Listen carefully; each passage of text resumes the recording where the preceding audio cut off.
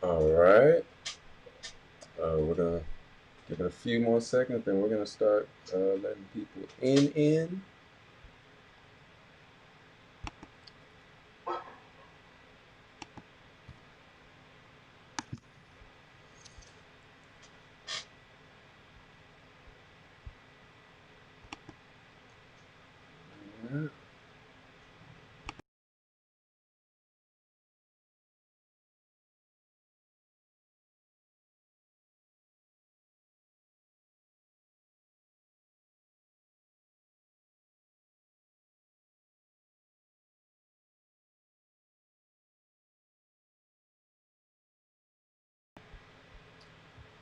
All right.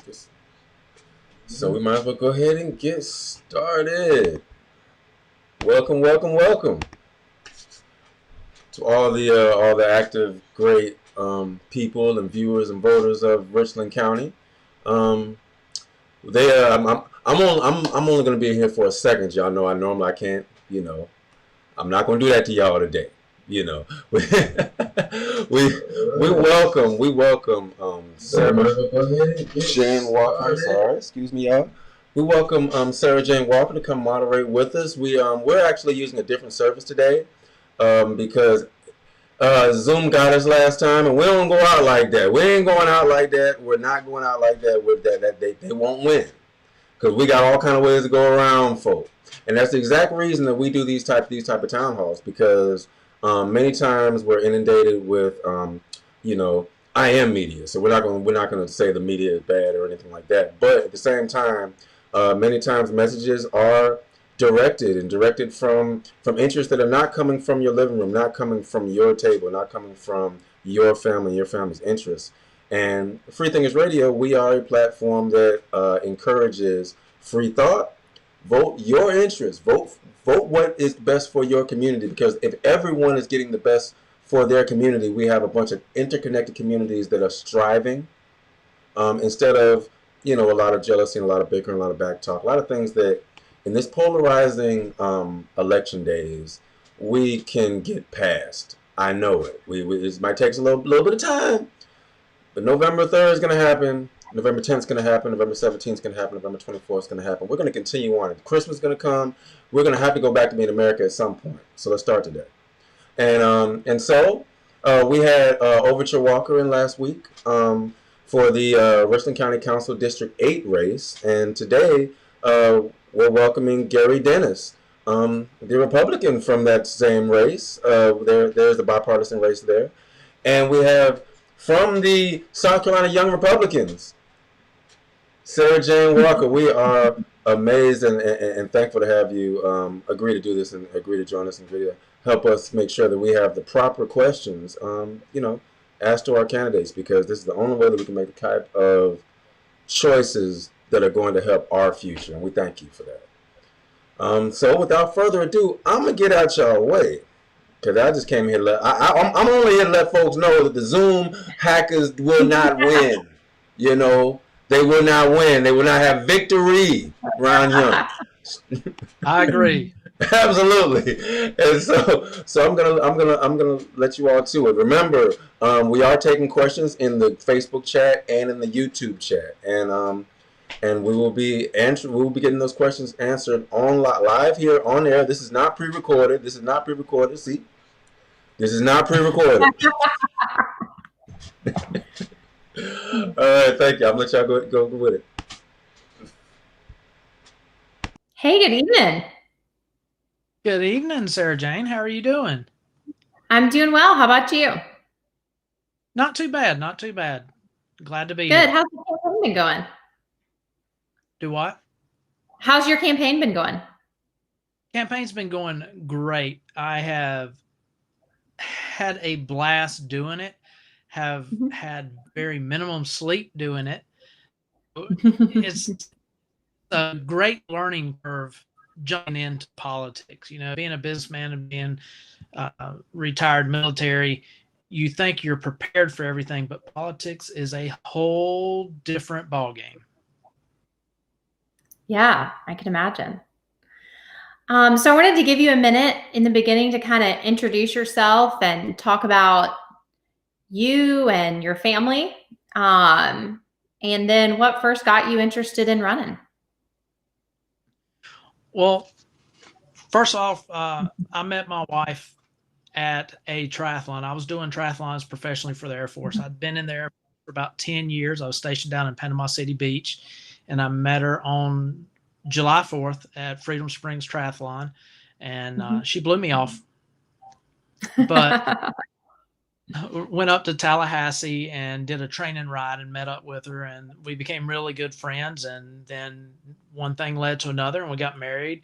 And the day before our wedding, I was on the golf course with some friends, and I had my commander come up to me and tell me, "Hey, you got orders to the United Kingdom." And I'd been in the United Kingdom for 4 years before coming to Panama City, but we are not married yet. So I had to tell my wife virtually pretty much a few hours before our wedding that, "Hey, I am going to the United Kingdom. I don't know about you yet." Ooh. And ask the question, "Hey, you want to marry me? I understand. If not, we'll figure this out." But we went on through, we got everything done. We got everything, got our orders, went over there. I took a Florida girl that's only never really left Florida, and we landed in England of the coldest winter ever with about 4 feet of snow. So it was a shock to her. And then we had our son over there, which his name is Miles William. He was born over in England. And then from England, we decided to not stay in England anymore, and we went over to Asia. So we went over to a little island called Okinawa and enjoyed 365 days of tropical weather. And then our daughter was born there, and then pulled some strings to get back on the East Coast and got stationed at Shaw. And then we bought a house up here in Northeast Columbia and love it. And our third kid, which is Daisy Bell Dennis, our little Cocker Spaniel, is the only kid that we have born in America. So we really love it. And I'm from Rockingham, North Carolina. So it's only an hour and 52 minutes up the road to my farm, where my mom and dad still live. So, I grew up in Rockingham, grew up around Locust, North Carolina, and they're less than a 2-hour drive. And we used to come down here to play ball and travel ball. And this is home. It's always been home. That's the great thing about, the Sandhills area of North Carolina. It comes down in here. It's all the same. Everybody pretty much talks the same. Everybody loves the same food, pimento cheese, Bojangles, there's no difference. Yeah. Good. What made you decide to get in the race? So when I first moved here, for 20 years, I've had to keep my mouth shut, because in the military, I believe in following rules, and you're not supposed to do anything politically. And you can go vote. You can work on campaigns. You just can't be in uniform. You can't use your position. You can't do things like, you just can't say, "Hey, I'm in the military, I vote for the." You just don't do that. That's not right for the UCMJ. So I kept my mouth shut. I worked on a campaign up in North Carolina to help a good friend of mine become a county. They do commissioners up there. So a county commissioner up there. Yeah. And then just kind of give them some ideas. And I've studied politics my whole life and history, and I really love it. And when I come down here, I started looking at things, and I kept seeing headlines, and these headlines just did not sit well with, there's just scandal after scandal. There's misuse of credit cards, just misuse of funds. And I'm like, what are my tax dollars going? Why am I reading this in the paper? Why do I see this all over the paper? And I was like, somebody once told me in the military, if you don't like it, shut up, make rank, and change it for the better. And that's always stuck with me. So I said, you know what? I can't complain if I do not get in this race and try to make it better for everybody. So that's how I got into it, because I want to make Richland County the best county in the Southeast, East Coast, and America. Yeah, absolutely. So you touched on a little bit. What are issues you see going on in county council that attracted you to run? Really, the big thing was transparency. I believe in accountability, service before self, and integrity. And the transparency with county council, I think, is very vague. There's not a lot of it. They duck questions when you talk about anything going on. And I just couldn't sit back and do it. So I started looking into transparency and trying to figure out ways that I can make transparency work. And people are like, well, how can you be transparent? And I was like, well, first of all, I am a sitting planning commissioner for Richland County. So I'm sitting there thinking, how can I do this and let everybody know? Because we have issues. People don't know things about the planning commission, and we've been reaching out and we're trying to get better. And I said, what? The way to do transparency is put it on Facebook, put it on Twitter, and everything you do is just tweet about it, put it out there on social media, because that's where most people find it instead of looking for the little block in the newspaper. Mm-hmm. So that's one of my biggest issues. But, you know, the other issue being a realtor, I'm lucky because I get to talk to people. I get to talk to people that live here in Richland County. I get to talk to people and find out, hey, you're not moving because of a job somewhere. They have the same job in Richland County. They're just tired of the taxes, tired of the millage hikes. They go over to Kershaw County, they go over to Lexington County, and then business owners are the same thing. They close up shop here in Richland County and go over to one of the other counties. And that didn't sit well with me, being a retired military man and then getting my own business with real estate. You know, I became a businessman, and it just doesn't make sense to have all the issues that we have with business, such as high tax rates. There's no tax breaks for the mom and pop places. Small business just doesn't get it. And then, you know, seeing the flooding here and seeing other things, I've noticed safety issues, and especially during this pandemic. You know, being in the military was one great thing. I was an emergency management guy. So what I did was, once I made rank and I got put in emergency management, I had to figure out how to mitigate earthquake damage, mitigate typhoon damage. And let me tell you, when I was stationed in Okinawa, every 3 days we was hit with a typhoon. It was almost 20 typhoons we would get in during the hurricane season. So it was every other day, stuffing jets, batten down the hatches, and praying that you survive. Because the one thing about a typhoon on an island like that, it's not like here where we get 90-mile per hour winds. We're getting almost 200-mile per hour winds constant for 12, 14 hours. And having to figure that out. And then the safety aspect between that, tornadoes, earthquakes, even virus outbreaks, you know, we had to look at that. And it just made me want to get into politics and made me want to take those issues to county council and get them done. And there's plenty more issues I got. You know, I talk about that's just a part of it, but you got the safety in the neighborhood, your schools, your public places. People talk about managing your taxes, your housing. Being a realtor, we are big on housing. Now, granted, people, they make their money, they can buy whatever they want to, but affordable housing is a big issue here. And we have plenty of land, and we just don't utilize the land correctly to build affordable housing, because money can still be made by these construction companies in affordable housing because you get government subsidies. Our own council can subsidize things. State has subsidized money for it, so they can still make money, and we can provide homes for people. And then, of course, one of the big ones that's close to my heart is the military and veterans. We have a huge military and veteran presence here, and I really think if we can utilize that community and bring them into our here in Richland County, we can create something that is amazing. Because being in the military, we always did outreach to places. Wherever you live, you was always picking up trash and doing things like that. It just, little things like that can go a long way, but somebody has to take the charge and do it. And then, you know, one of the biggest issues, defend the Constitution. There's plenty of things out there, and people's like, well, what do you mean by defend the Constitution? Defending the Constitution is one of those things that you really look at from the constitutional standard. Your free speech, your Second Amendment rights, your right to vote. It's all there, and it's laid out in black and white terms. It's as easy as it can be. And at the local level, we can make it happen. We can do things that Other people can't, because we're not the federal government. We're not the state government. We're not having to bicker over all that stuff. We come together as a community. We can make things happen here in Richland County. Yeah, good.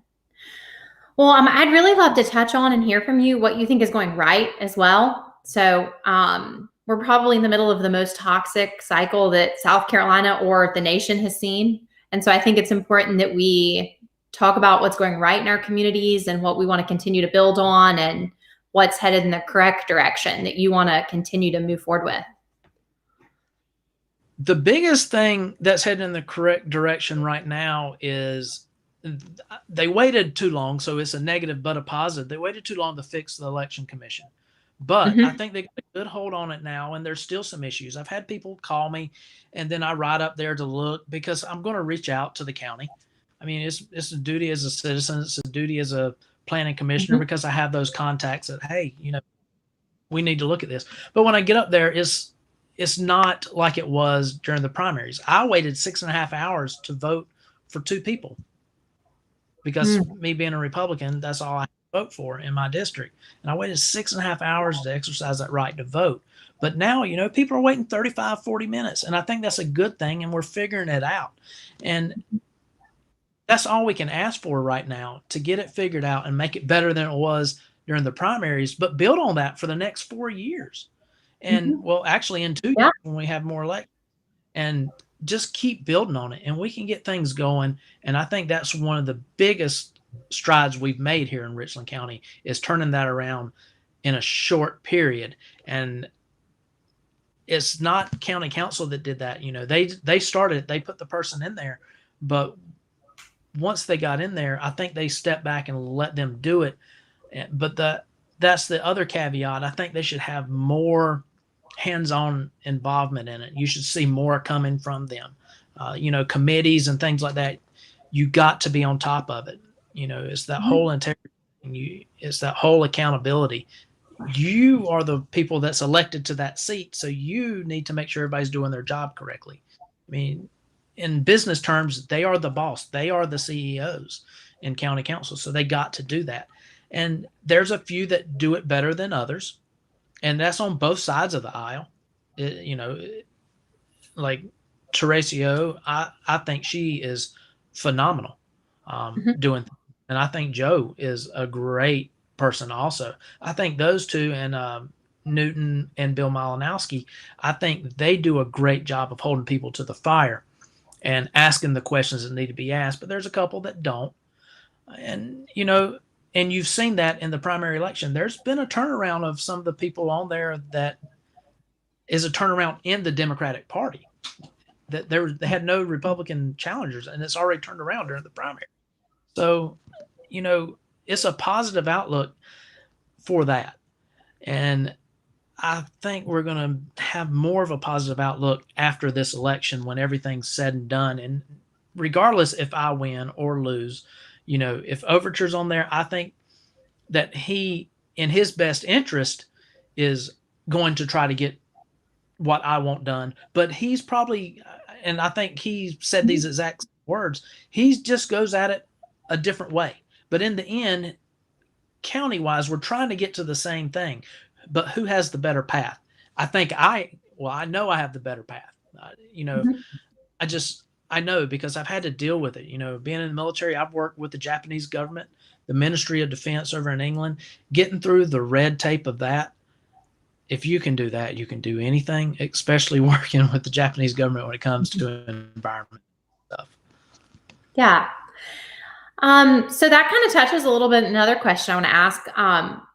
The seat was previously held by a Democrat, and Democrats have had success in that district. What made you decide to run as a Republican, and what perspective do you think that brings to how you look at the challenges facing our county?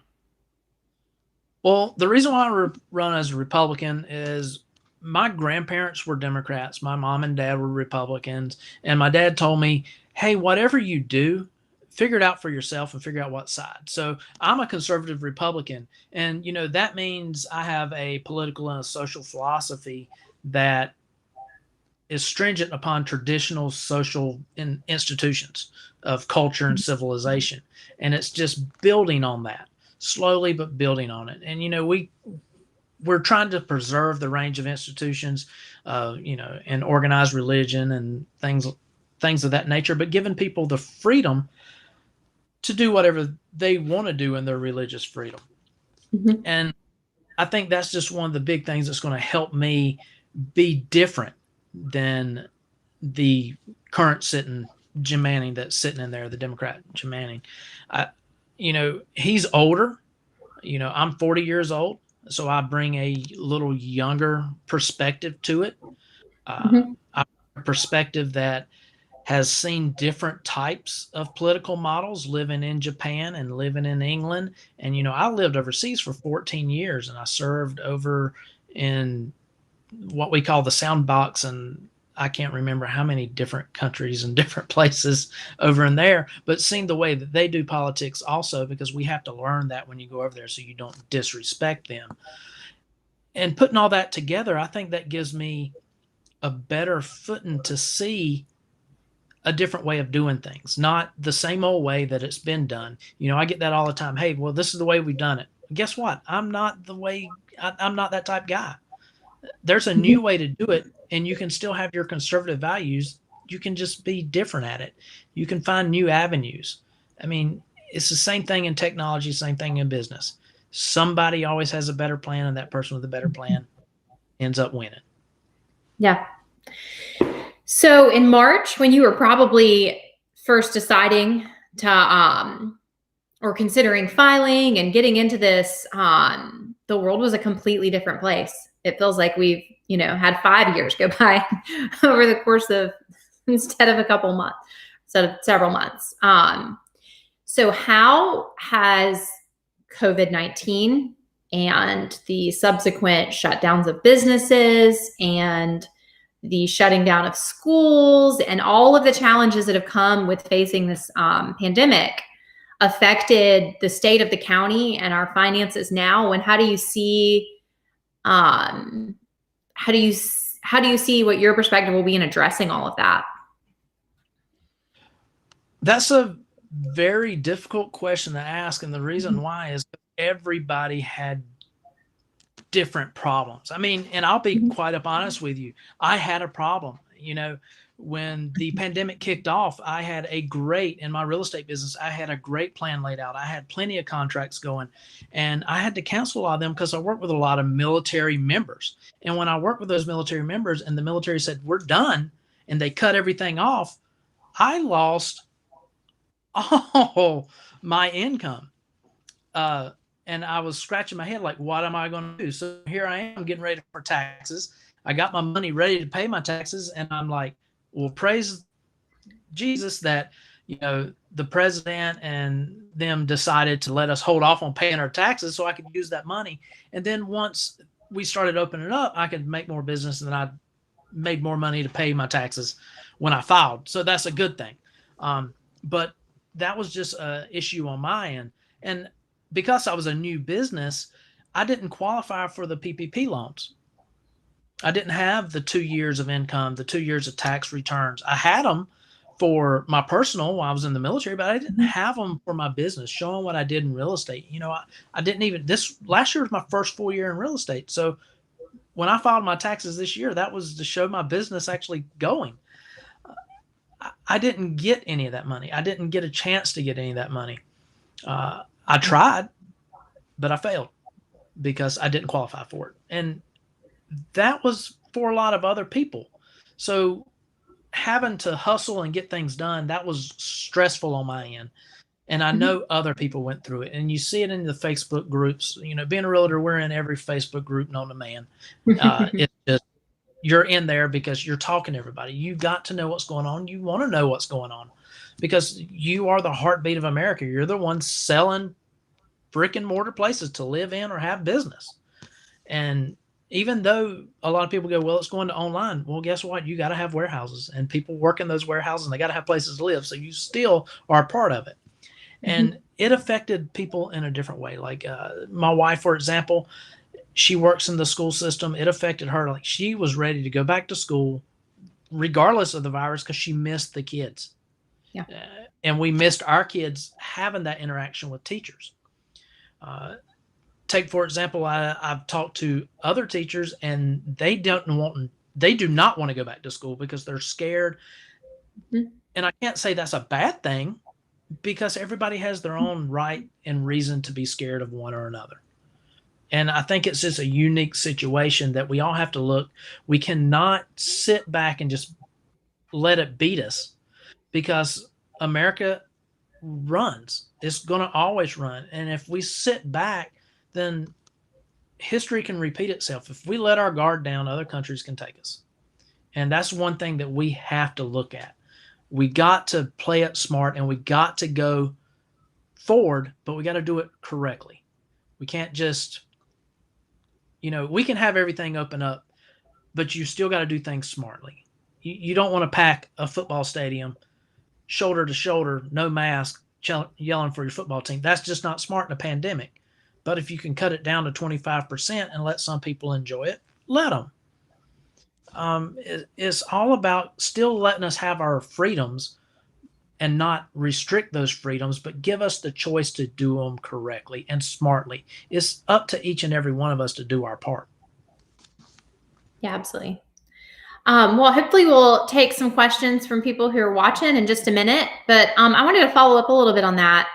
Were there specific things that you felt like the county either did a good job or a poor job with their response to the pandemic? I know that it affected, I know there was a national response and a state response, and but a lot of the actual response really came from our local cities and counties across the state. So how did you feel about how Richland County handled it? And are there things that you would do to continue that response going forward?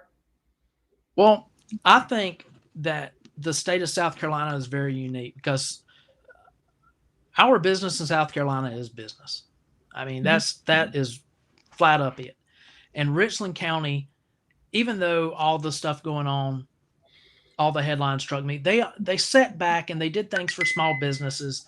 They created some funds, and I thought that was a great thing. I think they could put a little more thought into it and help out some other people, but I think they did the right thing following the governor's suggestion. And the governor, I mean, wash your hands, wear your mask, social distance. Those are all things that we have to do now. And a lot of people didn't do it. And when we shut down everything, that created a powder keg.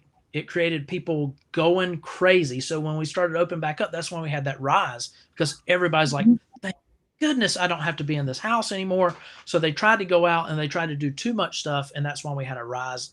And now that we kind of open back up, it's starting to level back off and go down, because people are being smart about it now. They're back to as normal as you can be.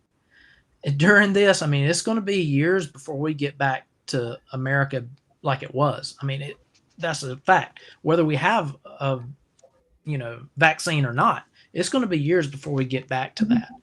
And I think the county did a good job following suit of the governor. The mask mandate I was really scared about, because I thought that was infringing upon your rights, constitutional rights.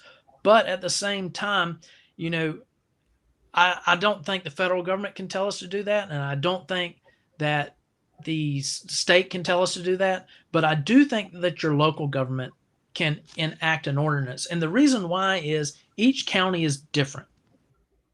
So take counties that are very populated, like Richland County, Lexington County, versus counties of Kershaw, or versus, Lee County.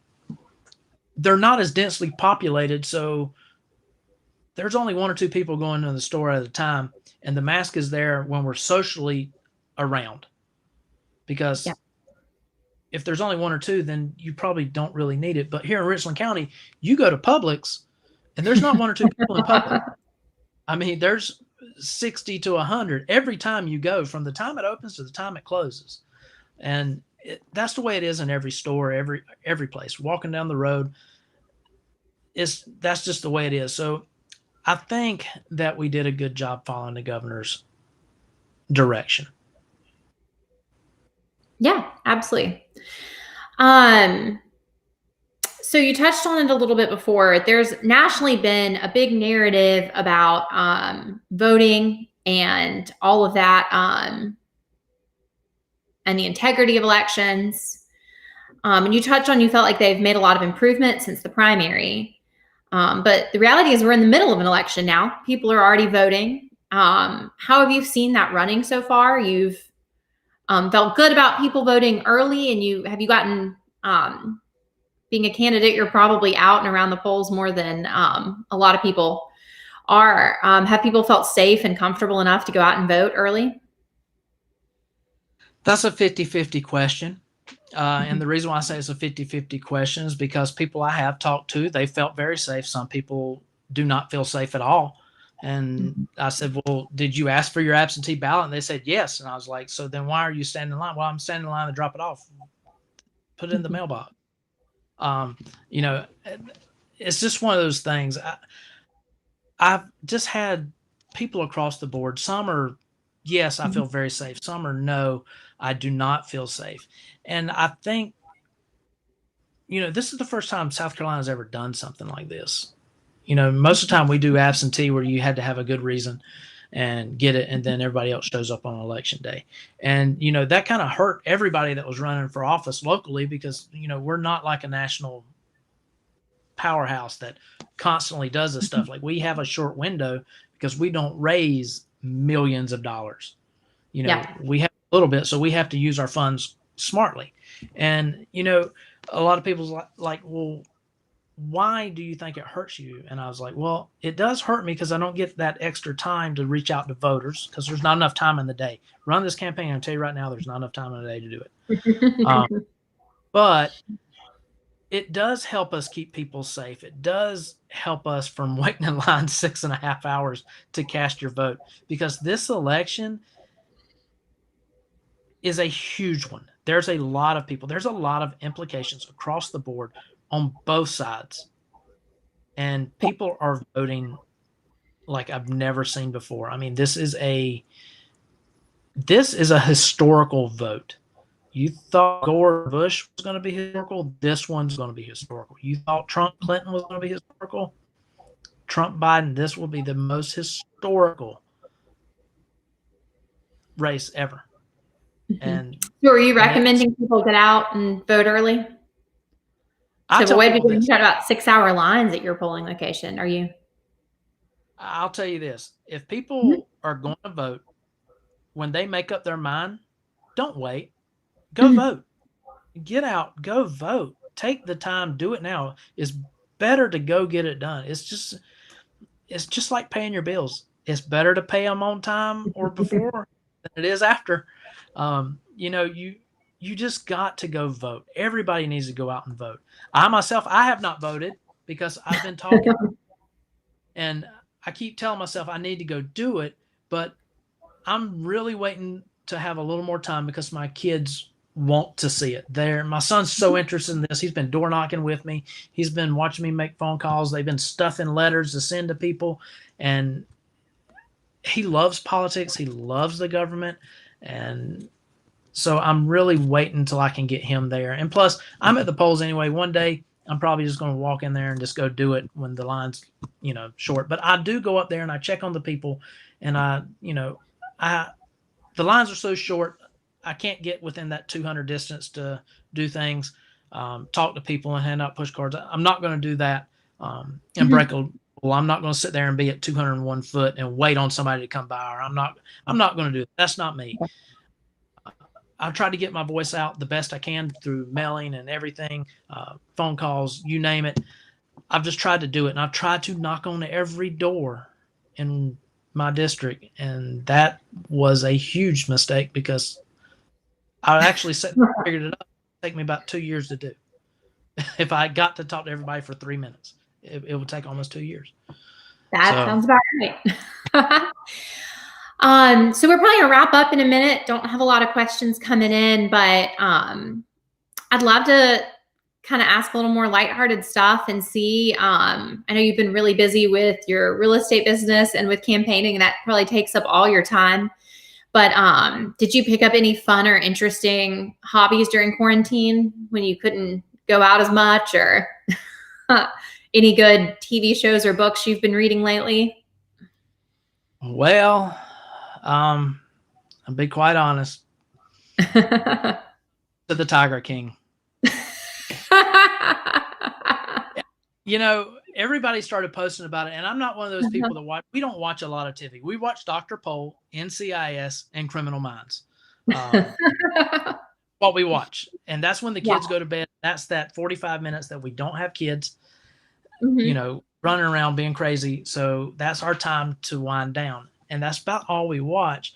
But everybody posts about it, and I'm not one of those people to jump on the bandwagon. But I was like, man, I got to see what this is. And we watched the one, and it was such a hot mess. I got to watch it all.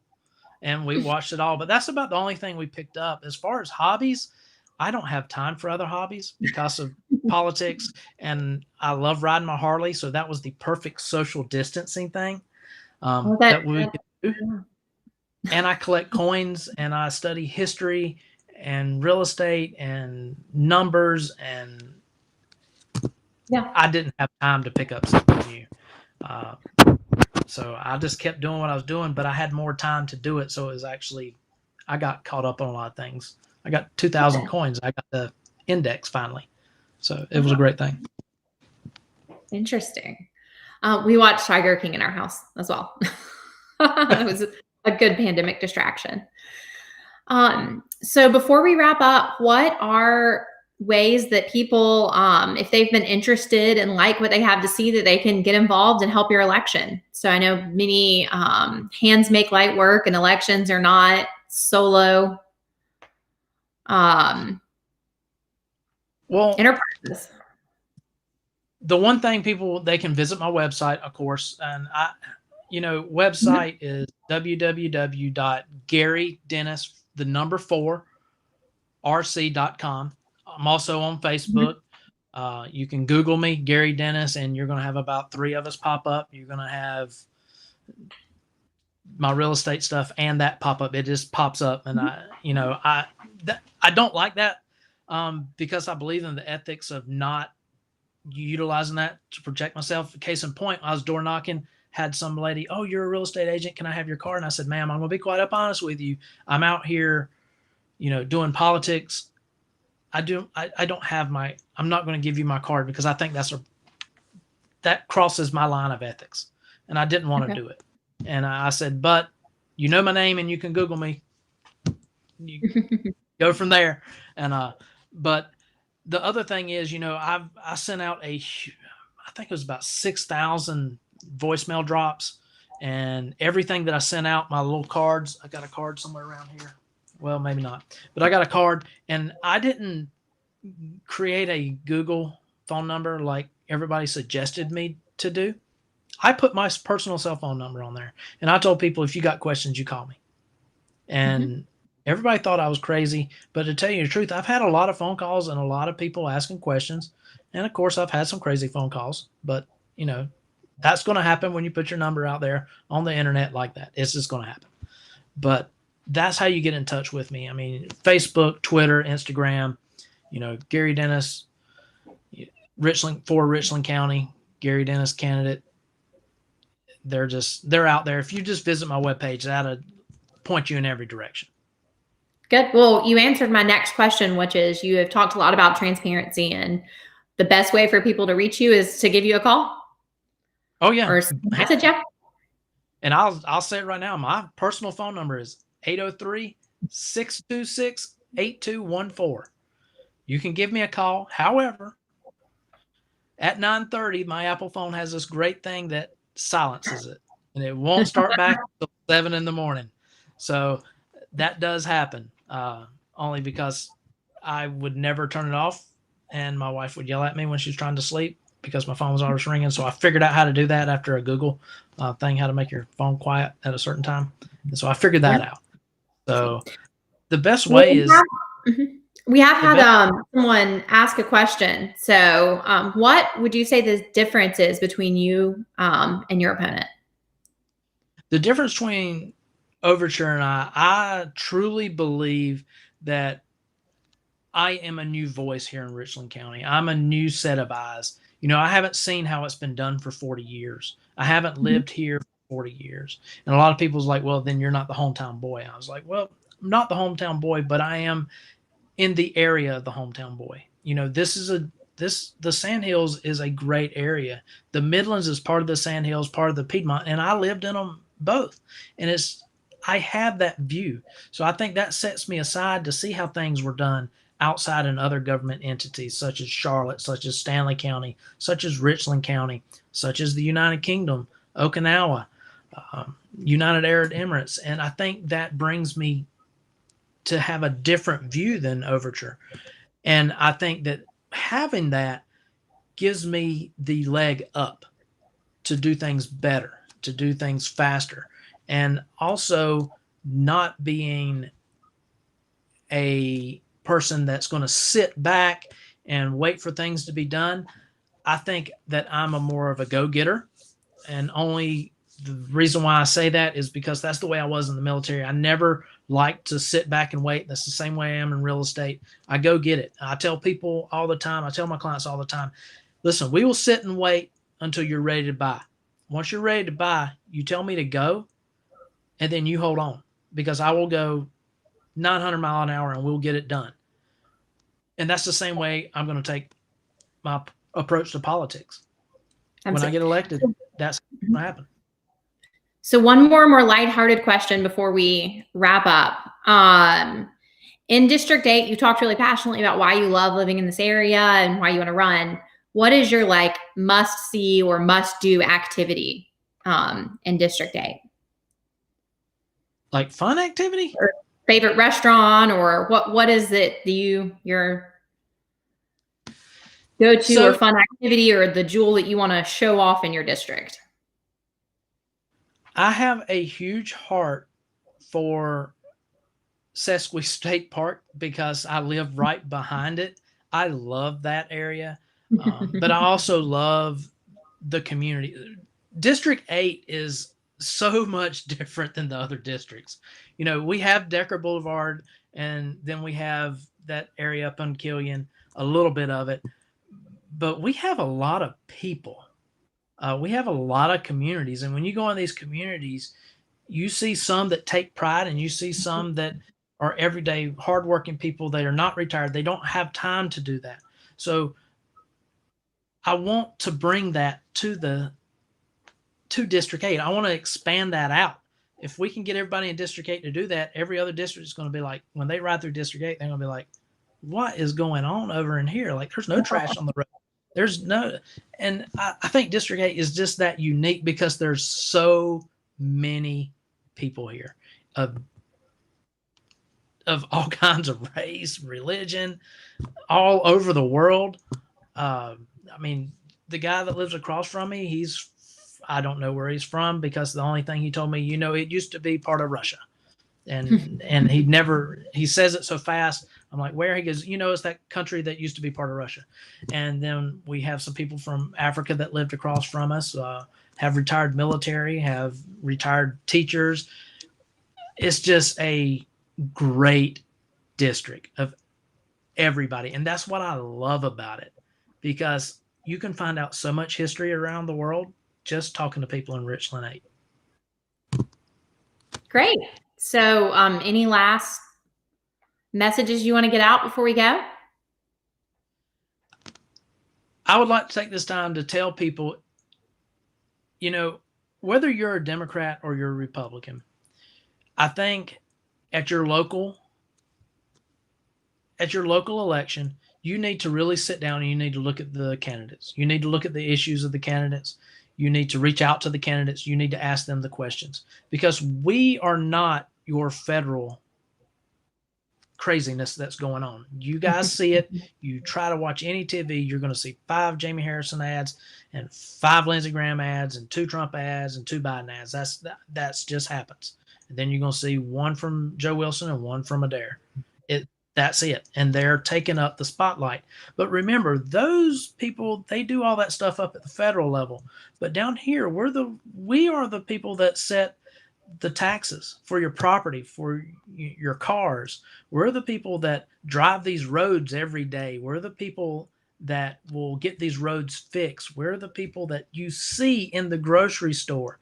that you see, well, you see at the movie theater, that you see out at Academy Sports, Dick Sports, at, if you go floating down the river down Saluda Shoals, or you go over to Sesqua State Park, that's where you see us. You see us out in the community. And that's why we got to come together. A lot of people's like, well, you're the Republican, you're not going to listen to a thing I got to say because I'm a Democrat. No, I will listen to what you say. I don't care what your party is. I care about you. I care about the people. Now, can I make everybody happy? No, that is humanly impossible. But by God, I can try to do everything that I can to make everything better for everybody in some way or another. And so get out there and vote. Think about that and then go vote. Absolutely. Well, thank you so much for coming on to talk to us. I really do appreciate it. This has been a great experience. I love doing this. I could talk all day about stuff. And if people have questions, all they got to do is call me. I will talk about anything. And I tell people that all the time. If you want to talk politics, we'll talk politics. You want to talk about football, we'll talk about football. Unless you're an Alabama fan, then I might not want to talk to you much.